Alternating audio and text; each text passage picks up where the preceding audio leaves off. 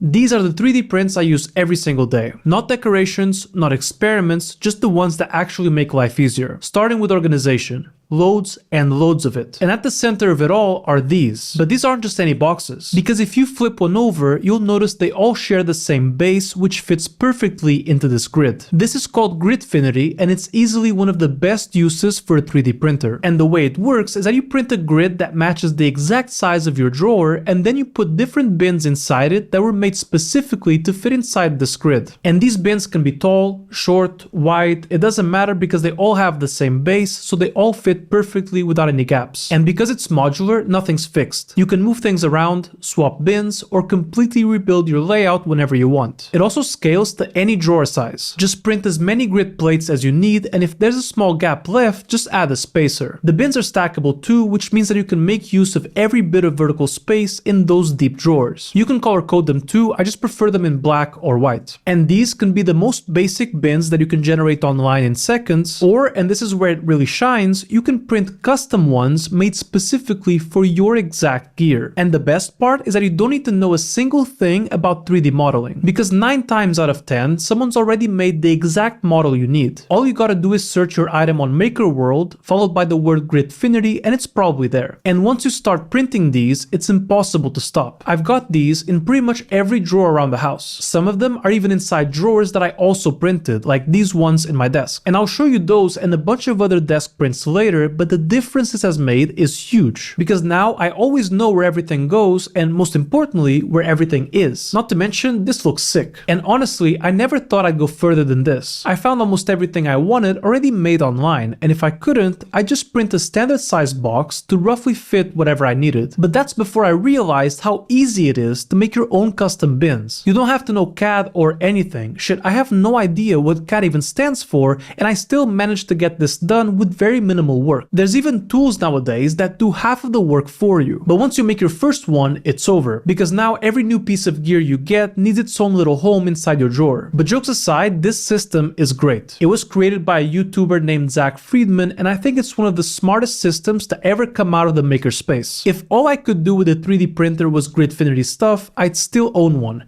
It's that useful. And speaking of organization, you know that IKEA pegboard that everyone has? Well, I wanted to expand mine, but they stopped selling the black version where I live. And turns out that's not even an issue because I can print my own skadis board at home. And if you look at the original next to the printed one, you can't even tell the difference. And of course, there are a ton of skadis attachments that you can print. And a lot of these are custom made for specific devices like battery dispensers, tool holders, and a bunch of other things that IKEA would never make. And just like gridfinity, you can also type an item followed by the word skadis to find it. And the value here is huge because without a printer, you're stuck with IKEA's limited selection or with third-party ones for outrageous prices. With a printer, you print exactly what you need in whatever color you want for basically nothing. But yeah, there's a ton of these small organizational prints all around my home. I just find small problems here and there, go on websites like makerworld, and sure enough, someone has already solved it. And that's the beauty of this. You don't have to know anything about design or 3D modeling. You can be a normie like me that can't design a straight line and still benefit from all the amazing work that people share online. But organization is just one reason why I got a 3D printer. The other is utility prints. And these aren't about organizing what you have, they're about solving problems you didn't even know you had. And let's start with the desk because that's where I have a lot of them. Like this MagSafe holder that clips onto my desk shelf so that I can easily charge my phone and keep it in standby mode without taking up space. Or this Apple Watch mount that sits completely flush and feels like it came built into the desk. You literally cannot buy this, no matter how much you're willing to spend. I've also got more complex prints like this one here that houses a Touch ID sensor for the Mac, or the insane cable management situation happening under my desk. And that's not even all of it. I made a full video going over everything I printed from my desk setup, so if you want to check that out, the link is in the description. But it's not just the desk, there's utility prints all over the house solving small problems, like this HomePod mount that saves space and hides the charging cable inside, or this AC remote holder that's made specifically for my remote and mounts to my bedside table. You can even print functional stuff that holds real weight like these carabiners that I got from my gym bag, or these clamps that are just as good as the store-bought ones that I have laying around my studio. And PLA is a lot stronger than most people think. I've had these barbell holders holding 45-pound barbells for over a year without any issues. There's also small things that I never even knew existed but are still really useful, like this spaghetti measuring tool that makes sure I always make the right amount of pasta, or this toothpaste squeezer thing that gets every last bit of toothpaste out without any effort. And I could have bought a lot of these things on Amazon and gotten them in a couple of days,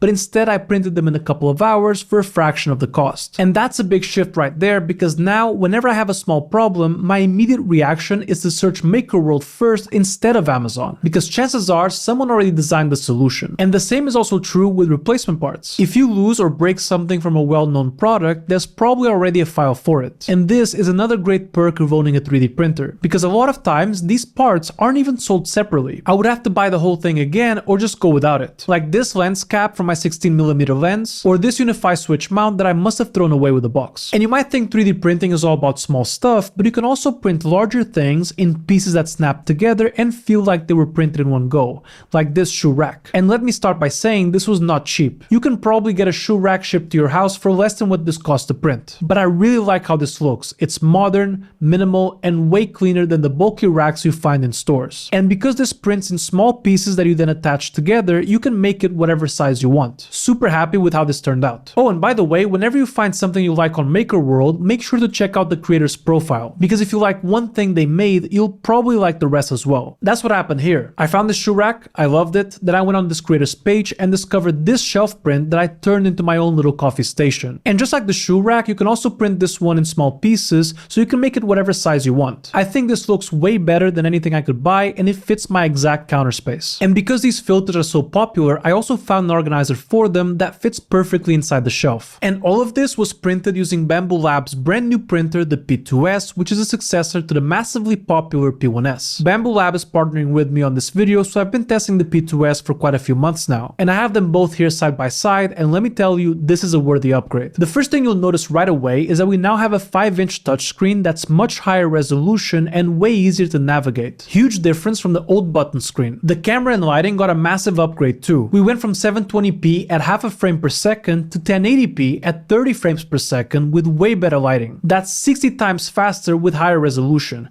I can't overstate how much of an improvement this is. We also now have AI failure detection that monitors your prints in real time, and if it spots problems like spaghetti or clogs, it stops the print and alerts your phone. This is super nice to have, and it's already saved me from a few missed prints. It comes with a quick swap nozzle that makes changing sizes super easy, and it works with the new AMS2 Pro, which now finally has integrated filament drying. Overall, this is an upgrade in every way. If you want pro level prints at a reasonable price, the P2S is the one to get. Make sure to check that out using my link in the description. And I don't know about you, but I watch a lot of these videos as well, and I feel like most of them are just solutions looking for a problem. All of this stuff I showed you might not be the most eye-catching, but it's functional stuff that I actually use. And this is why I got a 3D printer in the first place. It's not to make toys or decor, it's to print useful things that I can't buy. The space I work in would not be the same if I had never gotten the printer, especially my desk setup. That thing is full of prints. And I did a full video going through all of them that you can find right here. So I'll see you there.